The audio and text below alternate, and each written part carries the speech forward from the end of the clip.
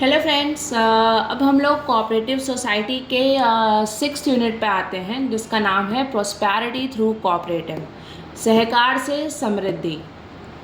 ये सहकार से जो समृद्धि मैंने आपको बता चुके हैं, ये कोऑपरेटिव सोसाइटी का मूल मंत्र है। इसी पे कोऑपरेटिव सोसाइटी हमारी बेस्ड है। अब it aims to make citizen specially farmers and rural population self reliant through the collective welfare and growth. 2025 में इंटरनेशनल ईयर ऑफ कोऑपरेटिव को डिक्लेयर 2025 को international year of cooperative declare किया गया था, जिसका टॉपिक था कोऑपरेटिव बिल्ड बेटर वर्ल्ड।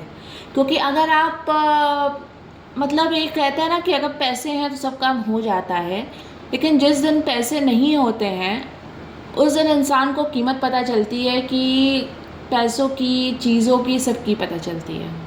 कुछ लोग को खाने को नहीं मिलता है इस महंगाई में, कुछ लोग खाते हैं लेकिन प्रॉपर नहीं खा पा रहे हैं। तो अगर कोई एक इंस्टीट्यूशन या एक कुछ हम लोग डेवलप अपने कर सकते हैं जिससे कि जिसको अच्छा खाना नहीं मिल पा रहा है उसको अच्छा खाना मिले, जिसे कुछ नहीं मिल रहा है उसे एटलीस्ट खाना मिल जाए, तो we can make a better world. इसीलिए इसका टॉपिक ही हम लोग को लिया गया था कोऑपरेटिव्स बिल्ड बेटर वर्ल्ड। अब हम लोग प्रिंसिपल्स ऑफ कोऑपरेटिव पे आते हैं। कोऑपरेटिव जनरली 7 प्रिंसिपल फॉलो करता है। पहला है democratic member control. Democratic member control मतलब इस जो कोऑपरेटिव कोई एक कैपिटलिस्ट नहीं है, मतलब कोई एक बंदा कंट्रोल नहीं करता है। यहाँ डेमोक्रेसी चलती है। डेमोक्रेसी मतलब क्या होता है, जैसे कि हमारे इंडिया में डेमोक्रेसी कर चलती है, चुनाव होता है और सबकी राय जानी जाती है, फिर इसके अकॉर्डिंग इसके रूल्स रेगुलेशन सेट होते हैं, उसी को कहते हैं डेमोक्रेटिक मेंबर कंट्रोल। इसे मेंबर कंट्रोल करते हैं। दूसरा है मेंबर्स इकोनॉमिक पार्टिसिपेशन। जो भी मेंबर्स होते हैं उन्हें इक्वली इकोनॉमिक पार्टिसिपेट उसमें करना होगा, तभी वो कोऑपरेटिव चल पाएगा। Autonomy and independence.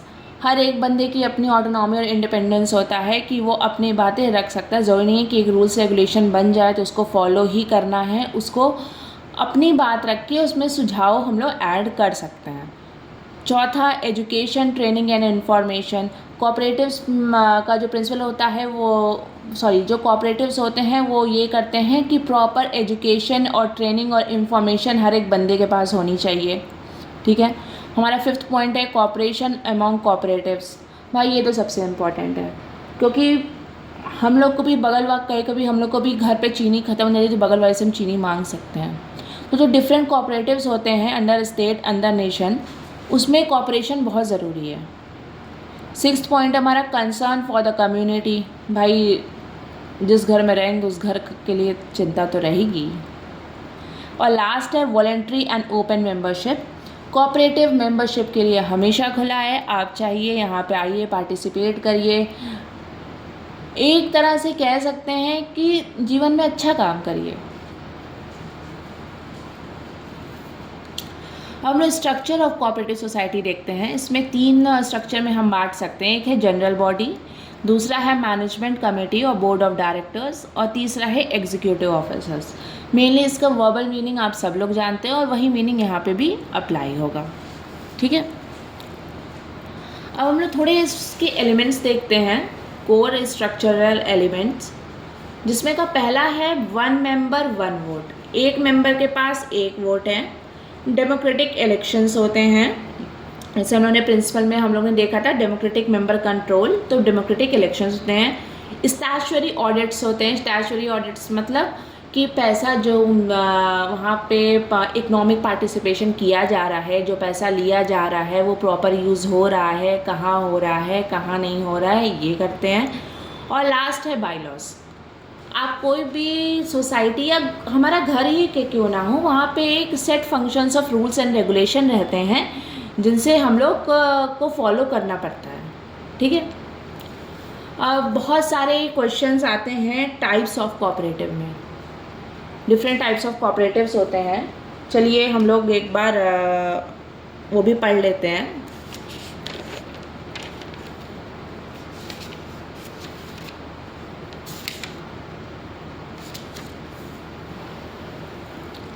पहला कोऑपरेटिव है हमारा कंज्यूमर कोऑपरेटिव सोसाइटी। इसका मेन पर्पस क्या है? It basically supply goods to members at fair prices. मतलब जो मेंबर्स में उनको जो गुड्स हुआ जाए वो फेयर प्राइसेस पे मिले, बहुत महंगा ना मिले।